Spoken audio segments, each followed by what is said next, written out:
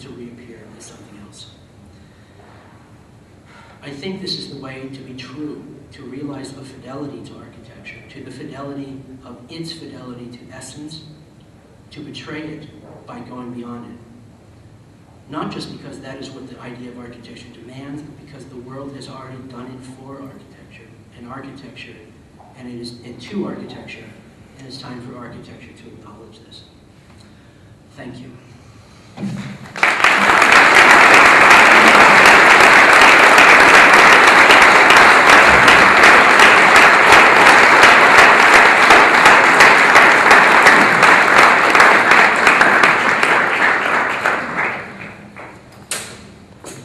I would very much like to take some questions.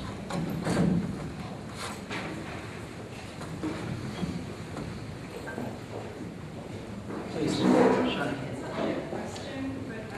Or comments that can someone be filled on here? No. Can you hear me? I can hear you. Yes. Okay. So it's fine. A lot of this stuff is financial structures because I'm obviously not an architect. I'm interested in the cultural aspect of it, but it feels really similar with Hi. It feels to me really congruous with this kind of return to barter that's going on. I don't know. I mean, that's something I'm In Russia, yeah, there's a, yeah. and here as well. And I was just wondering if you, if that's something that you had thought about in terms of the dematerialization and the reevaluation Well, of society. sure. Yeah. No, I think it's an excellent point, because what barter refers to, barter reemerges in the context in which, as I said, the ontology of money sort of vanishes, right? The dollar. What does the dollar refer to? What is the context of value? Well, it's a more pedestrian Marxist analysis of the value of money is one in which the use value of the object is essentially more foundational to its exchange value, the exchangeability with this as well. I suppose in a way, there may be a tendency just to be overly optimistic about the return to barter, the return to an idea that some kind of prelapsarian essence of the object or the substance and its pure use will save us from everything else.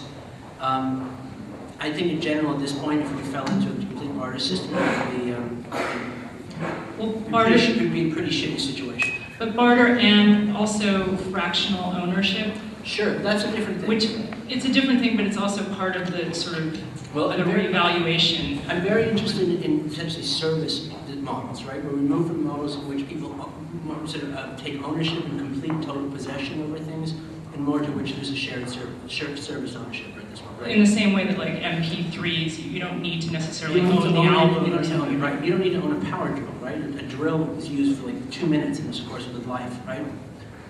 Probably the idea of transposing ownership into service is something we can probably do just about everything, right? And in my class last week, one of the things that we did was a series of workshop exercises on thinking of architecture as a service model as well. Clearly, there's a lot.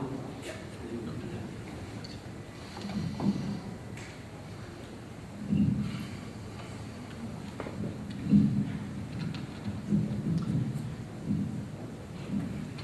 Oh, Ben. I was just curious, one of the things that sort of always comes up in the talk of this activation of an informational system in architectural space is the politics of literacy. Yeah. And the fact that, one of the things that, in your sort of example of the Geary Hall becoming the nuclear-powered prison, there's those types of transformations of the authority in a space. Digital domain can happen even faster and without real even understanding that transition. So I guess I'm wondering what you're thinking in this sort of the way in which this move is happening, and the way in which we're sort of reinventing the practice as a set of interfaces. One of the things about an interface that's interesting is that it actually hides the model behind it, right. potentially. Well, it's inevitably a condensation. It's a filtering mechanism, right? And as any sort of condensing map, it structures and provides a closed narrative as the kinds of system activities that it would enable within this sort of way as well. But I think in both cases you have an issue of, it's a convergence of kind of system design with a system design at the same time, right?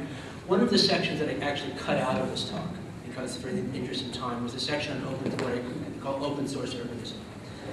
And I think one of the ways, which actually we're talking a little bit more about at E-Tech later on, one of the ways in which I think there's a problem with the open source software movement. And one of the problems with the open source software movement is that they have a completely different philosophy about the ways in which software systems might work and hardware systems, and that is the city, might work.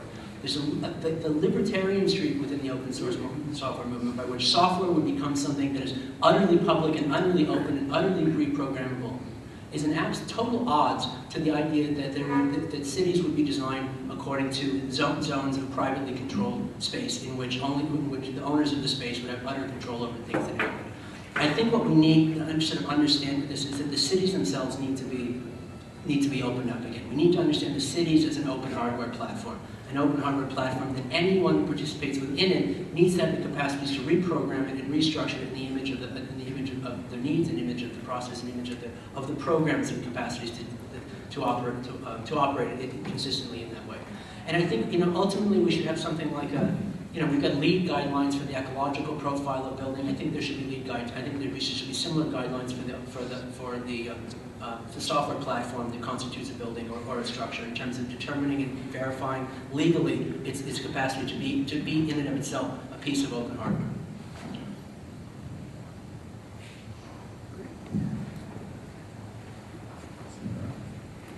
You got a microphone? Where's the microphone?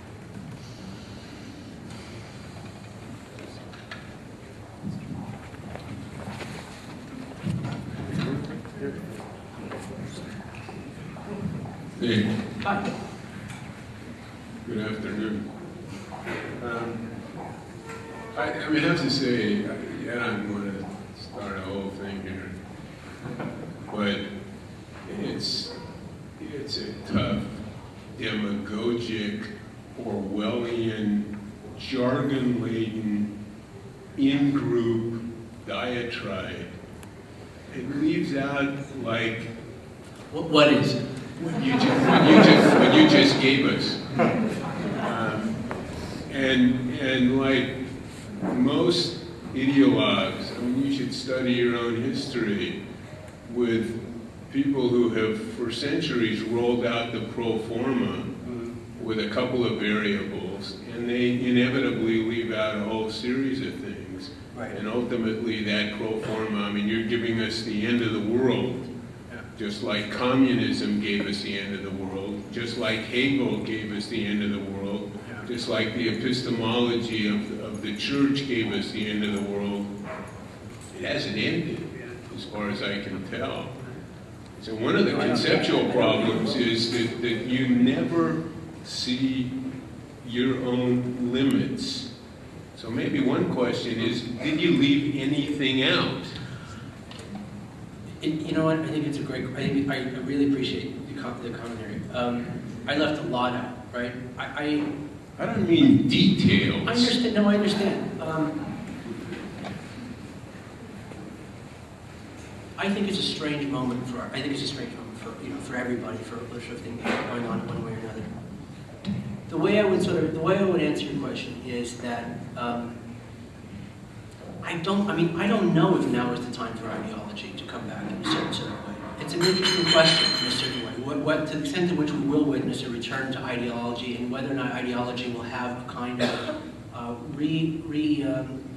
revivified function that it might not have had before, as a way to give a kind of narrative potential to mobilize and give structure to a set of systems that are now completely in disarray.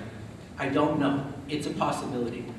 I certainly don't have the program, just sort of. But you see, even that comment, everything is in disarray. But is everything in disarray? What's in disarray? Information. You talk about what the hell is information? Yeah, well, I mean, that's as soon as I plug into Dick Cheney's blog, that information? I didn't know this.